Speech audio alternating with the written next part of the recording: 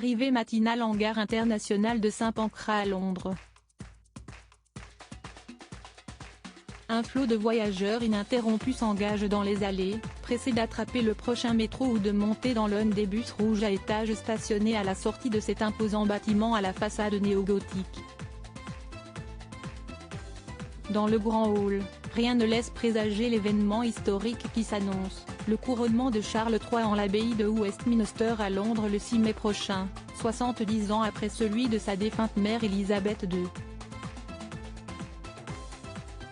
Un petit tour dans les boutiques alentours confirme que l'effervescence est loin d'être à son apogée. Chez Fortnum & Mason, symbole du luxe britannique et fournisseur de la famille royale, il y a de somptueux paniers pique-nique, d'appétissantes confitures, des sachets de thé aux 1001 couleurs, et même des biscuits en provenance de Highgrove mais rien concernant la sacre qui se profile. La collection spéciale couronnement est toujours en cours de préparation, chuchote une employée, l'œil pétillant, sur le ton de la confidence. Elle sera moins classique que celle du jubilé, avec de la couleur, peut-être même du orange et des dragons, mais tout ceci est classé top secret, glisse-t-elle en plaçant son index sur la bouche.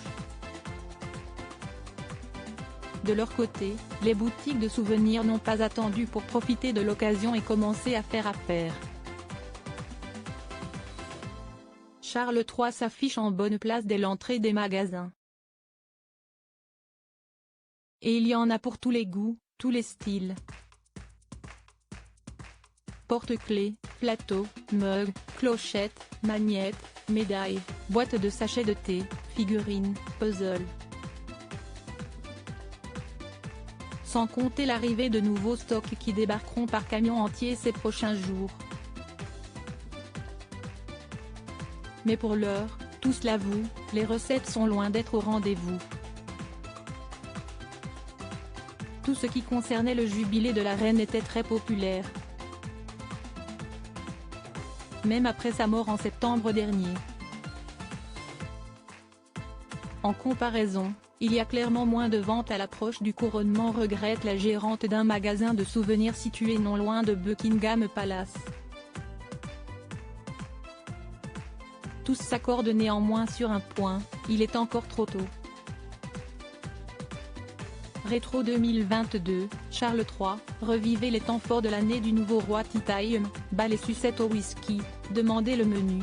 Dans les grands hôtels londoniens, on met les petits plats dans les grands pour célébrer le nouveau monarque britannique.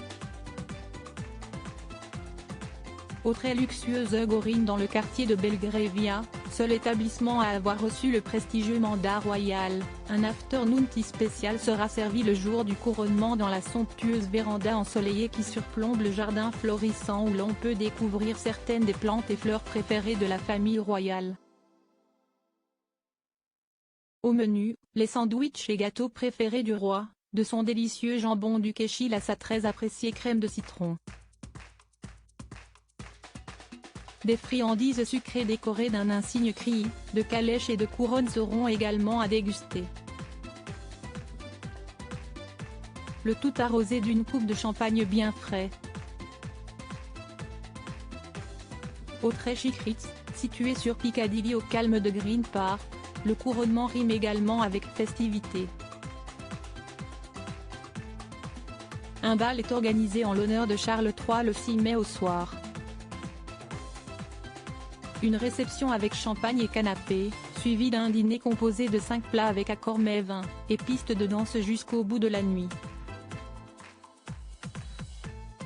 Enfin, au mandarin oriental, dont la façade sera illuminée en bleu, couleur choisie pour le couronnement de Sa Majesté, les clients seront notamment chaleureusement invités à déguster des sucettes spéciales couronnement, infusées au whisky.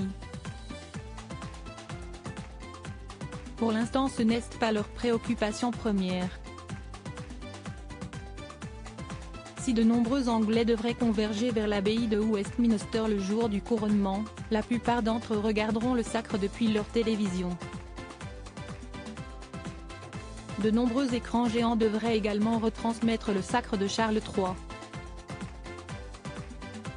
Certains contestataires comme Martin, chauffeur de taxi depuis plus de 20 ans, feront l'impasse sur la cérémonie. Au XXIe siècle, avoir encore une famille royale est absurde, tonne-t-il.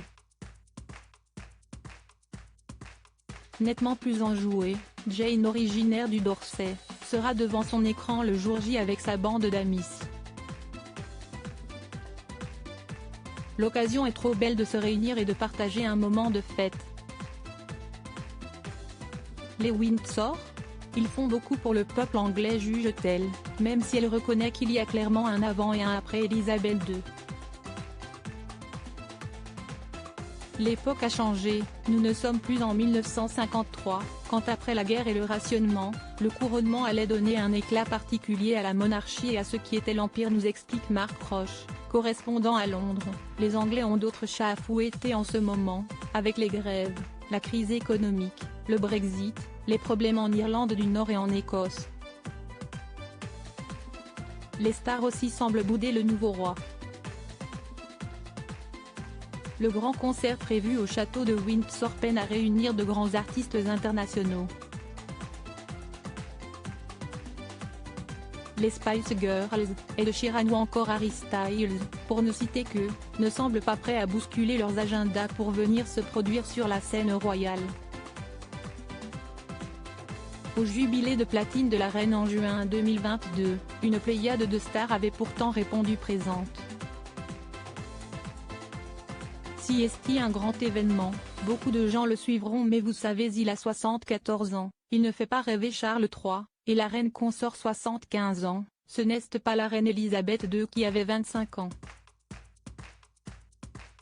Il ne se désintéresse pas, il y aura beaucoup d'événements prévus, et beaucoup d'engouement, mais pour l'instant ce n'est pas leur préoccupation première. À mon avis, le grand couronnement sera celui de William, veut croire le biographe royal. En 1953, lors du sacre d'Élisabeth II retransmis pour la première fois à la télévision, 27 millions sur 36 millions de Britanniques avaient suivi la cérémonie. Qu'en sera-t-il le 6 mai prochain ? Crédit photo, direction artistique gala.